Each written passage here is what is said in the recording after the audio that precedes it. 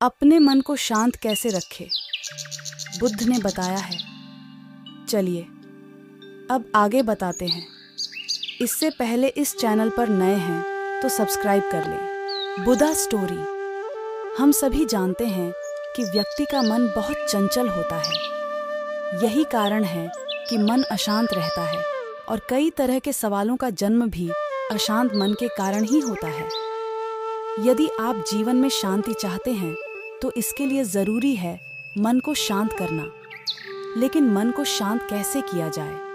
गौतम बुद्ध से जुड़ी इस कहानी के माध्यम से आप जान सकते हैं कि मन को शांत करने का क्या तरीका है। इसमें भगवान गौतम बुद्ध द्वारा मन को शांत करने के आयामों के बारे में बताया गया है। जानते हैं इस कहानी के बारे में जिससे आपका जीवन बदल जाएगा। मन को शांत करने की कहानी। एक बार एक लड़का गौतम बुद्ध के पास जाकर कहता है, मेरे जीवन में बहुत अशांति है, कृपा करके आप मेरा मार्गदर्शन कीजिए जिससे कि मैं इस अशांति से छुटकारा पा सकूं।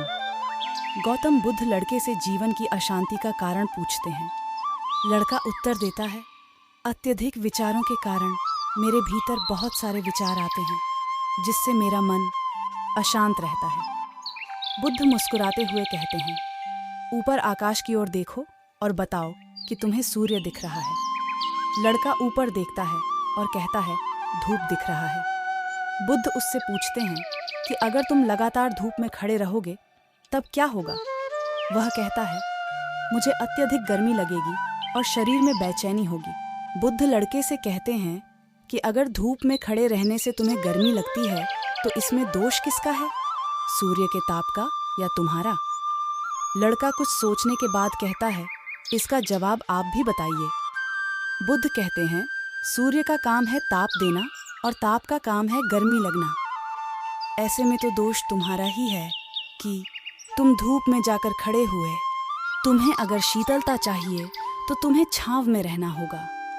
ठीक इसी तरह चंचल मन का भी स्वभाव होता है विचारों और भावनाओं को जागृत करना। विचार क्षण भर के लिए होते हैं, लेकिन विचार से पैदा हुई भावनाएं देर तक टिकी रहती हैं। लेकिन यह तुम्हें निर्णय लेना है कि तुम्हें विचार और भावनाओं के साथ चलना है या अलग दिशा बनानी है। कैसे करें मन को शांत? बुद्ध कहते हैं, मन को शांत करने के लिए तन के आयाम पर काम करना सबसे आसान तरीका है। शरीर के स्तर पर हमारी कर्मेंद्रियां और ज्ञानेंद्रियां हैं। कर्मेंद्रियां कर्म और ज्ञानेंद्रियां ज्ञान से जुड़ी होती हैं। इससे हम अपनी संवेदनशीलता को बढ़ा सकते हैं, यानी हम जो भी काम करें उसे आनंद के साथ करें। मन के आयाम से हटकर तन के आयाम पर जाने से ही तुम्हारा चित्त शांत होगा। ऐसा करने से तुम मन के आयाम से हटकर शरीर के आयाम पर आ जाओगे। ठीक उसी तरह जैसे तुम धूप से हटकर छांव में आ सकते थे।